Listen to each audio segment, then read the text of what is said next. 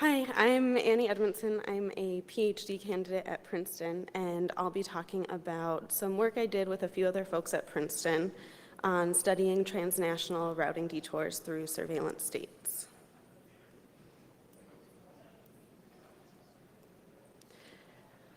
So web traffic, as it enters a country, it becomes subject to that country's laws, including their surveillance laws.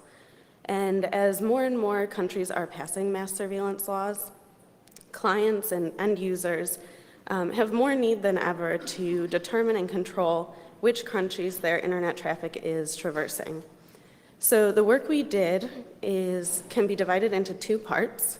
The first part is on characterizing these routing detours.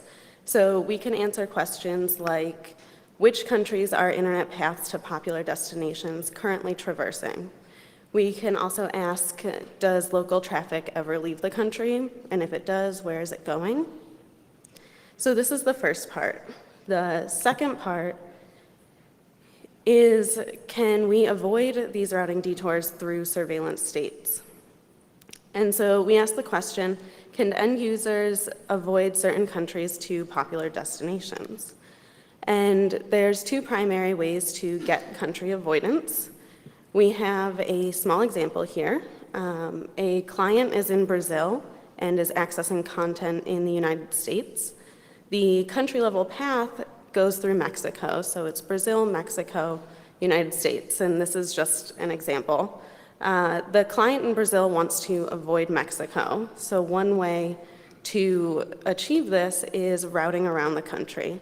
So in this example, the path then goes from Brazil to Spain and to the United States. The other way that you can get country avoidance is by accessing a replica of the content that's located in another country where the path to this country does not contain Mexico. So looking at this, we can study how avoidable different countries are. And the last question we want to answer is, can end users keep more local traffic local? So we often see paths that look like this. They start and end in the same country, but they actually traverse a foreign country. We call these paths tromboning paths, and we want to study and see if clients can help keep this local and have the traffic remain within the country.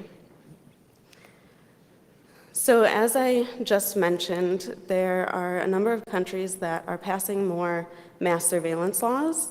The countries in red here show just a few of the countries that are conducting surveillance, and they're doing this at different levels of intensity.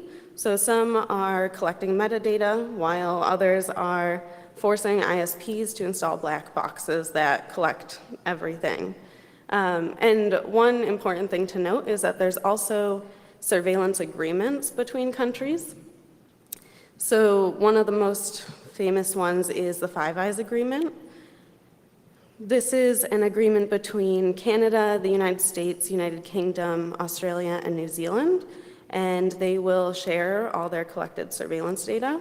So if one of these countries collects data, it's likely that they'll share it with the other four countries. And so as you can imagine, with more surveillance laws being passed, countries are reacting to that. And so the countries in blue are just a few of the countries that are worried about foreign countries conducting surveillance on their citizens' traffic. Some are even taking measures to avoid specific countries. For example, Brazil, after the Snowden revelations, has taken some extreme measures to avoid having their traffic go through the United States. One of the things they're doing is building a 3,500-mile cable from Fortaleza, Brazil to Portugal without using any American vendors. They're also switching their government email system from Microsoft Outlook to a kind of homegrown system called Expresso. They have also been pressuring some companies to host Brazilian clients' data locally. And they also have one of the world's largest IXP ecosystems. So they're very actively trying to avoid the United States. And after looking at these different countries, we selected a few that we wanted to study in more detail. We wanted to study these transnational routing detours. So these countries in green are the 5 countries we studied more closely. We picked Brazil for the reasons I just mentioned. They're actively trying to avoid the United States. We also selected Kenya. They have an IXP and they also have multiple submarine cable landing points. We picked India for similar reasons. They have multiple cable landing points. They also have the 2nd largest number of internet users in the world. It's hard to tell on this map, but we also picked the Netherlands. The Netherlands has one of the largest IXPs, and they're also a location that's becoming more popular for building CDNs. And lastly, we picked the United States. So the United States is a known surveillance state. It also hosts a lot of US tech companies, a lot of the largest companies in the world. So after picking these countries that we wanted to study, we can go back to our first question, which is which countries are internet paths to popular destinations currently traversing. And in our study, we found that this is actually the United States. The most common country for paths originating in India, Kenya, Netherlands, and Brazil is the United States. And so next I'll talk about how we got to this result and a couple other key findings. So we wanted to analyze these paths to popular destinations. And we looked at the Alexa Top 100 for the 5 different countries we studied. Each have a different set of top 100 domains, and they're pretty different. So we looked at these, and we wanted to include any third-party domains that are also automatically fetched when these pages are loaded. So what we did was we had 5 VPN connections to the 5 countries we studied. And after connecting to these, we curled each of the top 100 domains. And this gave us the HTTP response body where we could extract the third-party domains, and this gave us a resulting set of third-party domains and the top 100 domains that would be the endpoints for the paths we're going to study. And so from there, we used RIPE Atlas to conduct local DNS queries. We used about 20 different probes in each of the 5 countries we studied. And this gave us a set of IP addresses, and we had this mapping of domain to IPs then. The next step was using those same probes in those 5 countries to run trace routes to these IP addresses. And this left us with a set of trace routes, which we then cleaned up and mapped to the country level using a geolocation service. And so this resulting product is a set of country-level paths that we could then analyze. And the first thing we looked at was, what are the endpoints? Where are these popular domains being hosted? And so this table here, you can see on the top the countries we studied. So these are the starting points of all the paths in Brazil, Netherlands, India, Kenya, and the United States. And then the countries in the leftmost column are the countries where the path terminated, and each fraction represents the fraction of paths that started in the country at the top and ended in the country on the left. So for example, 77% of paths that started in Brazil actually end in the United States. And so we can see most of these fractions are actually quite small. The one exception is the United States as the endpoint. So we can see these fractions are significantly larger, which means a significantly larger percentage of paths end in the United States than in any of the other countries. This is important to note because Brazil is trying to avoid the United States, and 77% of their paths are ending there. But we can also see there's a large percentage of paths ending in the US that start in India and Kenya, which are geographically pretty distant. So then we looked at the whole path, and we looked at which countries are on the path at any point. So this is a similar format as the previous table. The countries we studied are on the top, and those are the starting points. The countries on the left are anywhere on a path from those countries. And so we can see, for example, that about 84% of paths that start in Brazil transit the United States at some point. And so we can see yet again that the United States is an outlier here. Over 50% of the paths starting in any of the countries we studied actually transit the United States. And we can also see that there's a significant portion of traffic from the Netherlands, India, and Kenya that transits Great Britain, which is another known surveillance state. One other thing I want to point out here is the paths starting in Kenya, about a third of them transit either Mauritius or South Africa. And these can be explained by IXPs or the submarine cables. So on to our second question. Does local traffic leave the country? And if it does, where does it go? So we found that despite both the Netherlands and Brazil having large IXPs, their local traffic often trombones to the United States.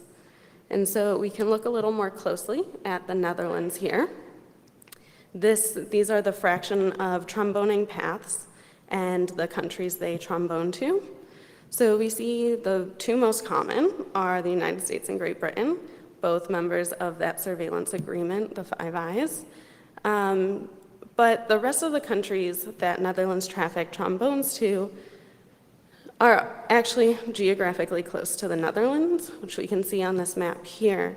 And so it makes more sense that local Netherlands traffic is tromboning to, say, Germany than it is to, say, the United States. Next, we can see Brazil's local traffic, and they have one outlier here. The United States sees about 80% of their tromboning traffic, despite the fact that they are taking such measures to make sure this doesn't happen. And then lastly, we can look at Kenya's local traffic.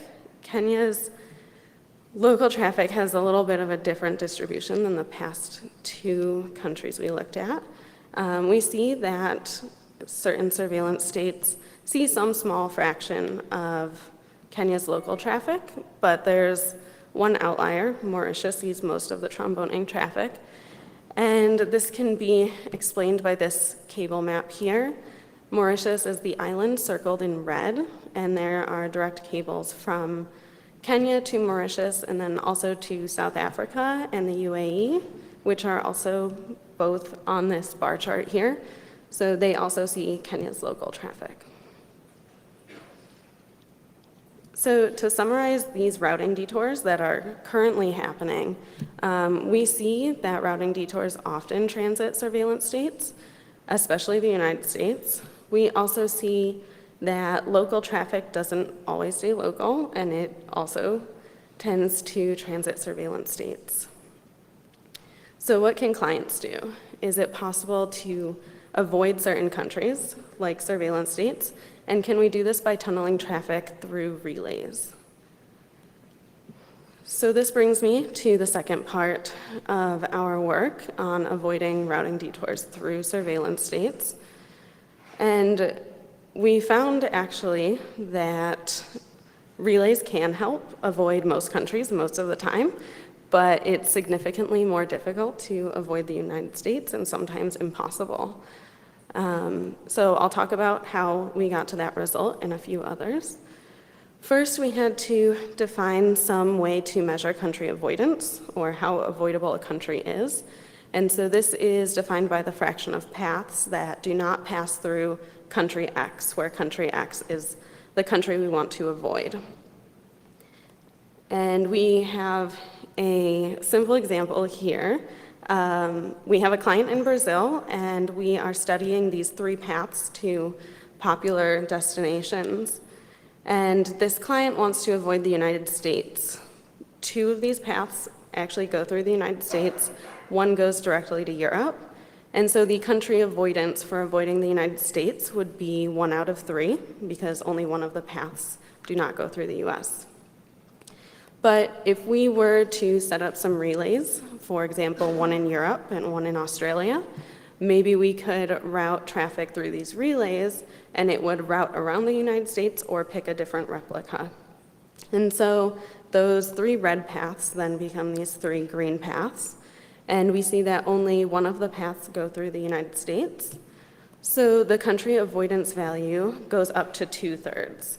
And so a country avoidance value closer to 0 means the country is less avoidable, whereas a country avoidance value closer to 1 means it's more avoidable. And so this shows that relays actually might help avoid certain countries. And so now that we have this way of quantifying country avoidance, we had to get the paths that we wanted to study. And so we needed the paths from the client in these 5 countries to our set of relays, and then also the country level paths from these relays to popular destinations. So first we measured the client to relay paths, and we connected to those VPNs from the first measurement study. And from there, we trace routed to the relays' IP addresses. We set up 12 relays that spanned 10 different countries. They're shown here in purple. They included the US, Brazil, Ireland, France, Germany, Spain, Australia, Singapore, Korea, and Japan. And so this resulted in a set of trace routes from the client to the relay. And then we cleaned this up and also mapped these 2 countries. And then the second part was finding the relays to popular destination paths. And so we took our domain to IP mapping from the first measurement study, and we got this from locally resolving the domains, the popular domains. And we then SSH'd into our 12 relays, and from there we trace routed to these IP addresses, which left us with a set of trace routes that we mapped to country level. And so at the end of this, we had country level paths from client to relay and country level paths from relays to popular destinations. And using these paths in addition to our country avoidance metric, we were able to see which countries are more avoidable than others. And we found that most countries are actually almost completely avoidable. There are a few exceptions. This table here shows the country we studied, the path starting points in the top row.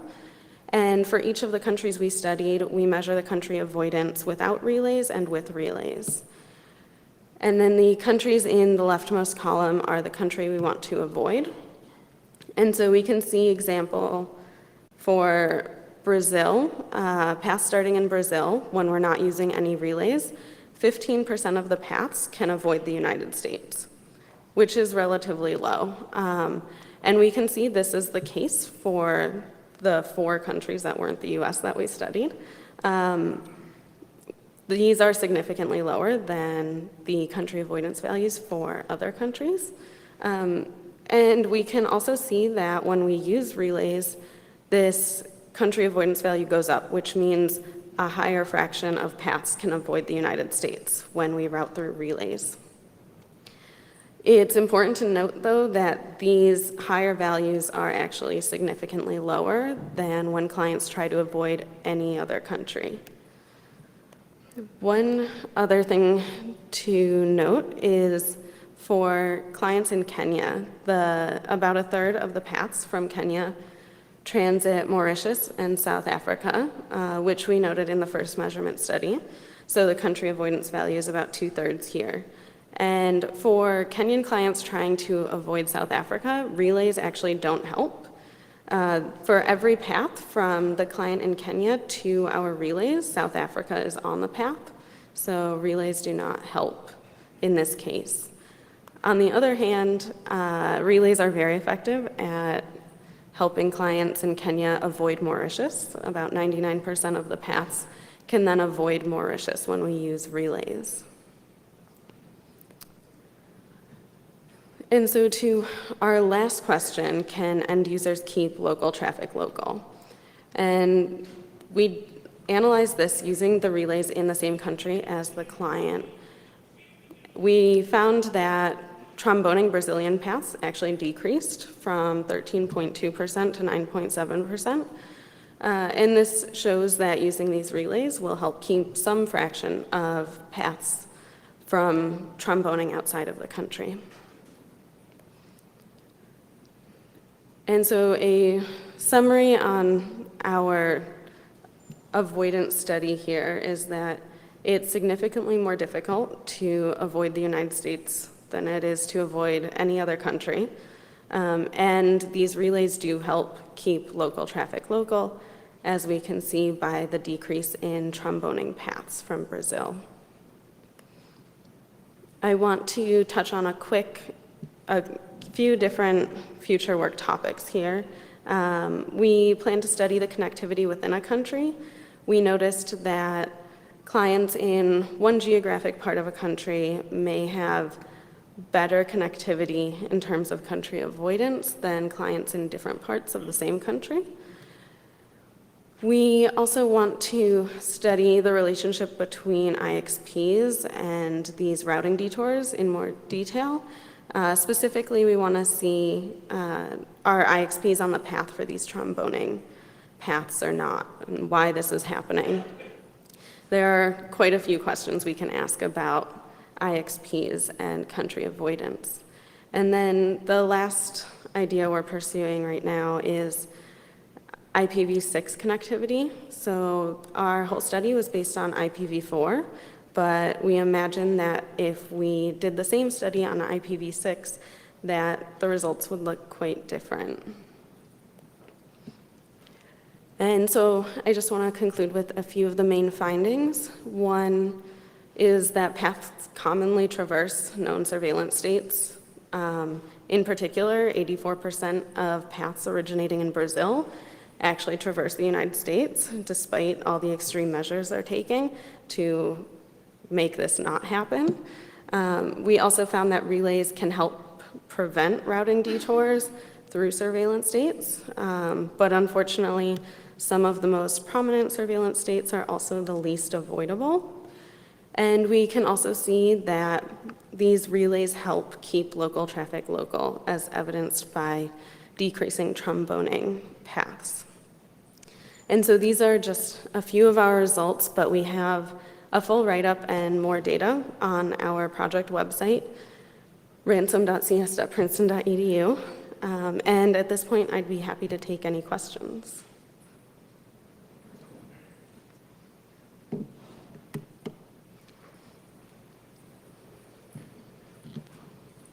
Hello. Hi, that's Will Hargrave from LONAP. I have a question about some of your data. I noticed you say, to pick one out, that 40% of traffic from the Netherlands appears to be passing through the US. I wondered if you'd done any actual verification of that based on round trip time. The reason why I asked this is if my transit provider was sending that volume of traffic, the performance would be very poor. I would fire them. Yes, so we didn't do any verification on RTT. We also didn't study performance as part of this work. It's future work. And we did some work with cleaning up geolocation data. That's probably your question there. But we have no way right now of completely verifying all of our country lookups. There's a lot of research going on, though, in that area, and it would be easy to kind of apply that to our work. On that same subject, Mauritius is the headquarters of Afrinic, I believe. Yeah. So that could be a suggestion there. But yes, thank you. Front microphone. Roland Freisek, SurfNet. Interesting talk, thank you very much. A question I have is about the trace routes that you used. Did you also look at path asymmetry? So did you trace the path in both directions, and does that make a difference for the numbers that you see? Does that make it harder to avoid certain countries? Right, so we couldn't actually measure the reverse path for the study we did because we don't have a vantage point at popular destinations. But we did do a small asymmetry study from RIPE Atlas probes to Amazon EC2 instances and reversed it and measured the country-level asymmetry. And we actually found it's not symmetric in most cases, maybe about a third of the time. It was actually symmetric at the country level. We also looked at if the reverse path was, how often that was a subset of the forward path. And that happened about 50% of the time. So there are a number of cases where we're actually underestimating the number of countries that will see this traffic because we're only looking at the forward path. Okay, so it's Yeah. even worse than Yeah. than we see here. Okay, thank you very much. In the left microphone. Yes, Bill Goldstein. I'm retired from AT&T, though I work independently now. My views do not, or my own, do not represent AT&T. My issue with what you have here is that it seems to have an assumption that the surveillance states, those which have established policies for doing surveillance and sharing, are the only states doing surveillance. All your definition of surveillance state shows is that there's at least been an attempt to encode this surveillance, and I mean illegal, not a technical sense, in policy and in rule of law. Many of the states that you put down or you describe as non-surveillance states, there may be all sorts of surveillance going on. There are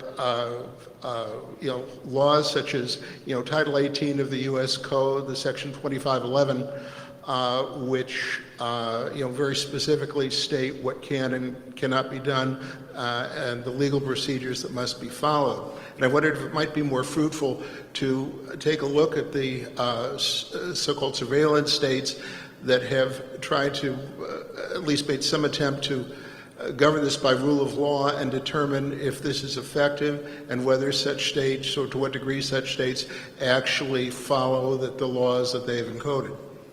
Yeah, no, I agree. We didn't look very in depth at all of the policies of the countries we studied.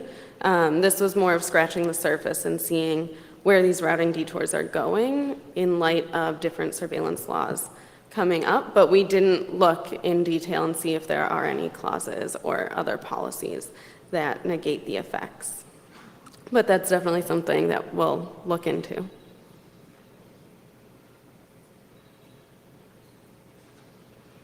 right, thank you very much, Annie.